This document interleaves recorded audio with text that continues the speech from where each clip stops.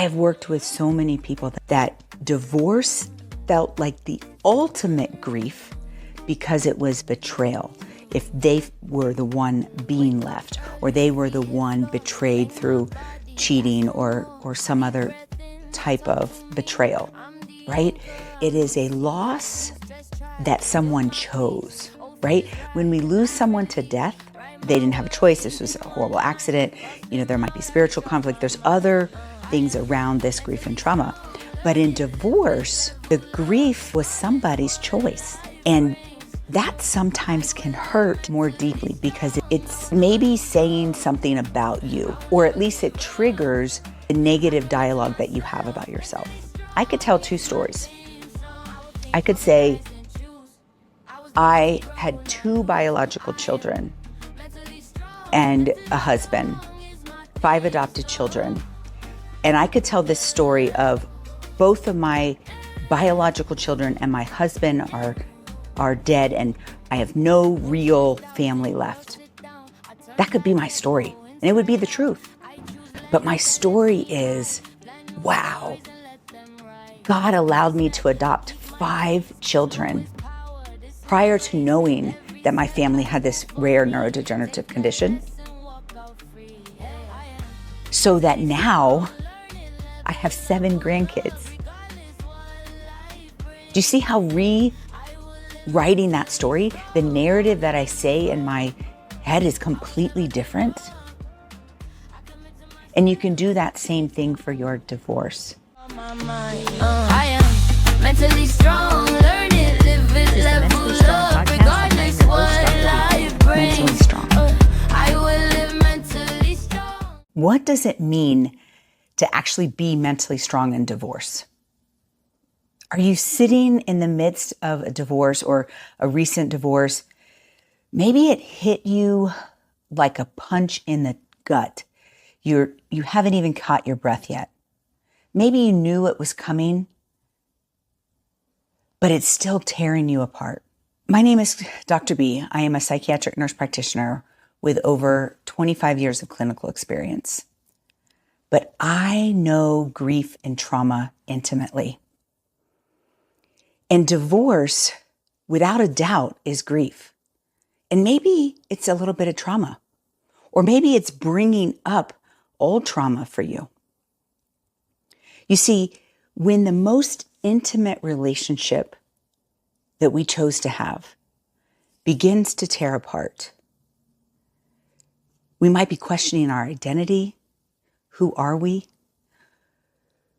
Why did I spend so many years with this person?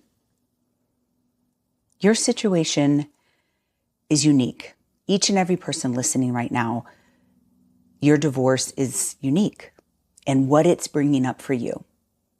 I'm not a relationship expert, but I am a people expert. And I understand what it truly means to be mentally strong. I have experienced tremendous grief and loss and continue to try to rebuild myself. I remember when I was coming up the year before my 50th birthday, and I teach kids, like raising mentally strong kids. I teach mental strength to all ages. And in my mentally strong kids curriculum, I talk about how to be able to love yourself, you have to know yourself, then like yourself in order to love yourself. And I realized as I was coming up to my 50th birthday, I did not even know what fills my cup. Everybody says, oh, you have to, do things for yourself and fill your cup and be someone outside of your relationship and know who you are. Well, if you have been married for a significant amount of time, maybe in the midst of raising children, especially mothers, we sometimes lose ourselves. Who are we? And I knew I was a mother. I knew I was a spouse. I knew who I wanted to be as a person, who I wanted to be. But I realized I didn't actually know what filled my cup, what made me feel joy and happiness.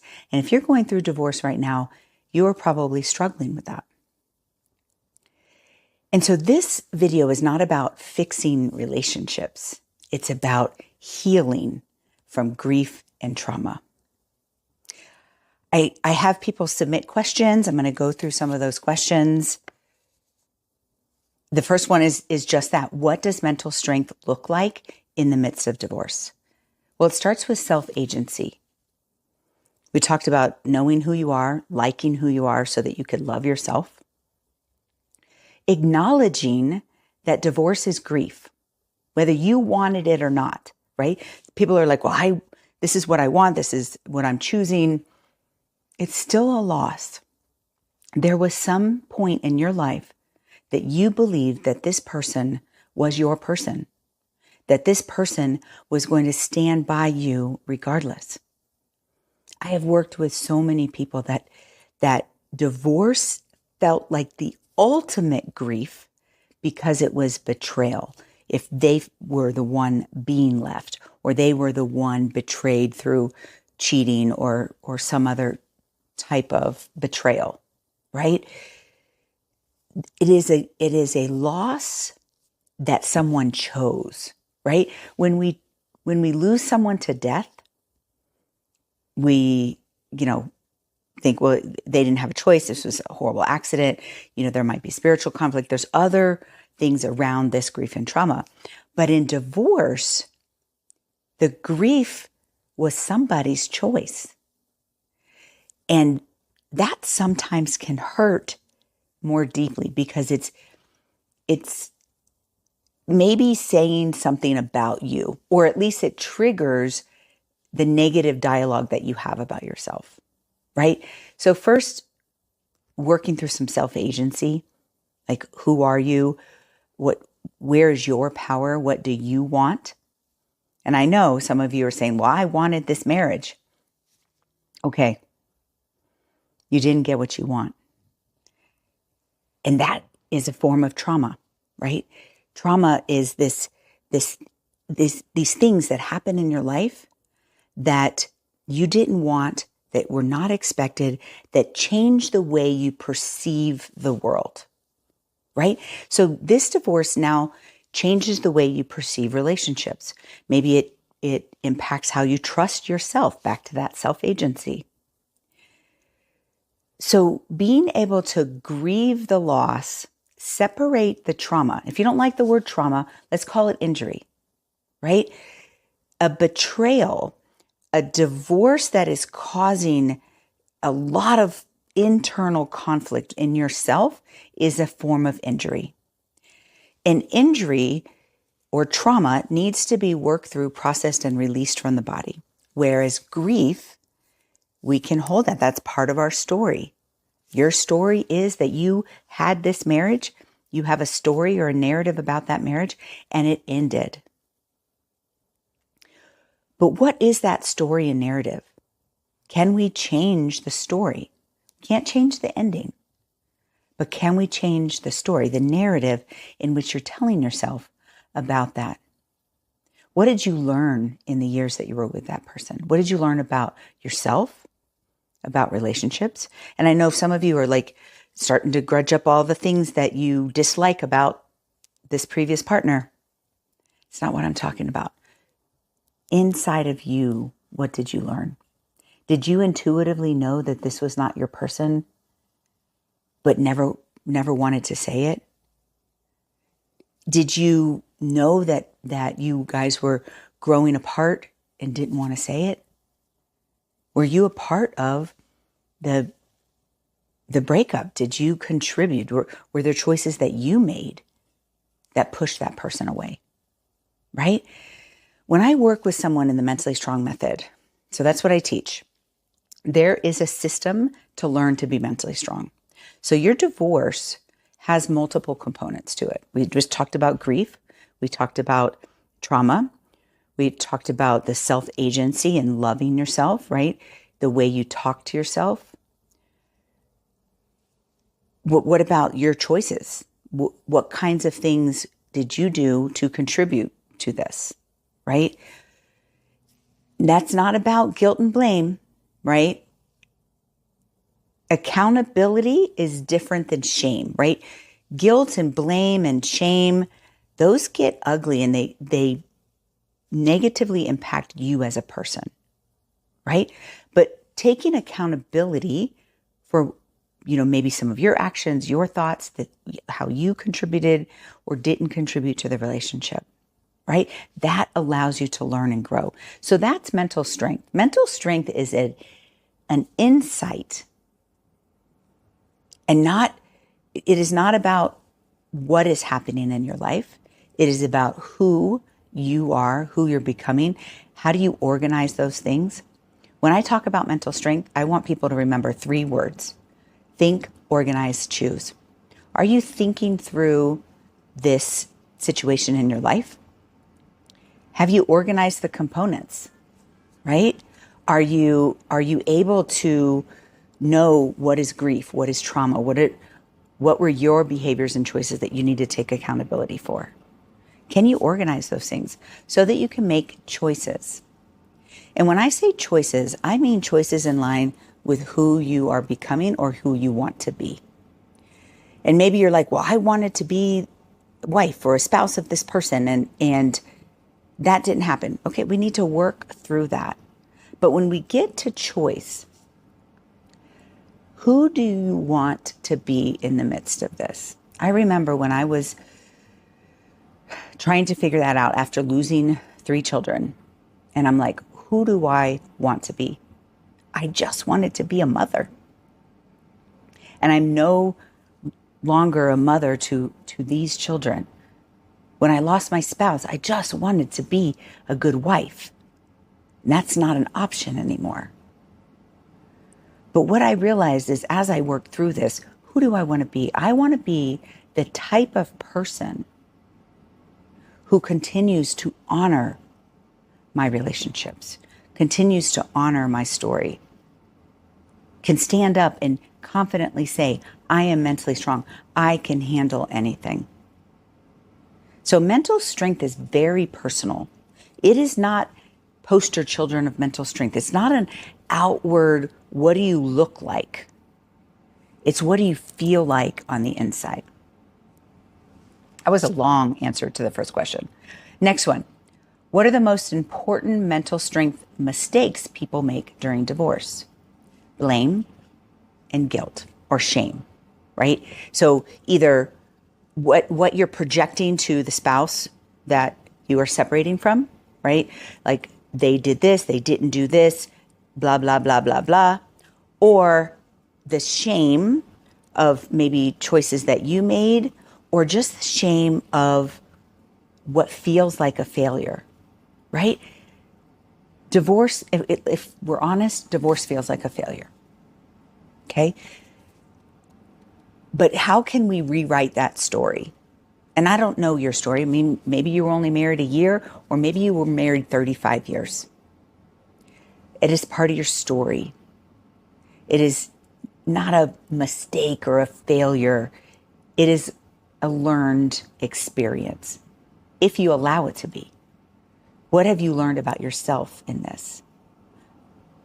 And it is all about that self. But I think the biggest mistake in divorce, mental health wise, is blaming to the other person or shaming to self.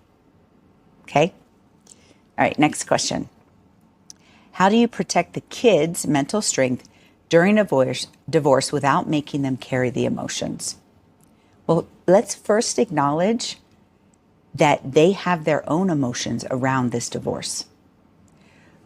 And yes, there are boundaries in our own feelings that we need to keep to ourselves, that we should not be pouring our emotions, dysregulated emotions onto our children.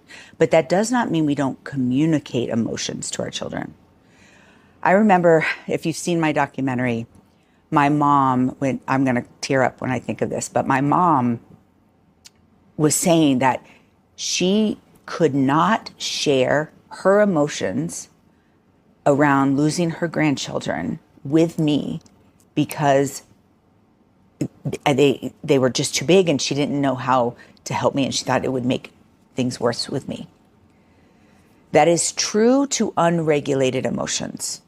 Unregulated emotions come out on children like chaos. But regulated emotions come out to children as hopeful. Oh, there's something I can do with the way that I'm feeling. Because your children are feeling feelings. They're feeling grief.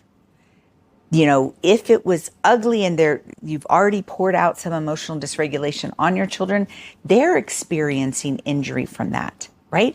They're confused about what relationship means and what marriage means and what love means, right? And so the more we can self-regulate and work on ourselves, the more we can adequately or healthy communication with our children around emotions, but definitely giving them a space to express their emotions.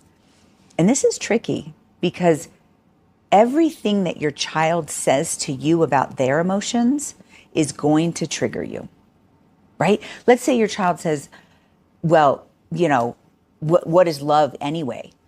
And you you say to them, I love you. This is love. Well, I thought you loved daddy. I thought you loved mommy. That is going to be a trigger for you because that's not what you wanted them to see. That is going to hurt you that is now part of their story. You have to own it. It is part of their story. You cannot protect them from all of this. They are having feelings, and giving them a place to express them while regulating your own emotions around how that triggers you, because it will trigger you. How they feel is going to trigger you. And just know that going in. Next one. What does a mentally strong support system look like during divorce? Well, if I were working with both spouses during a divorce, we would be going through thought maps, thinking through things, organizing that so that there can be a nice communication, even though the relationship is ending. Like, we can know how the other person felt. We can have a place where our feelings are being heard. But honestly, that doesn't happen very often. One person is seeking mental strength while the other is maybe not.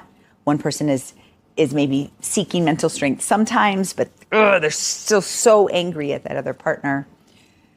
Divorce is painful. It is painful. And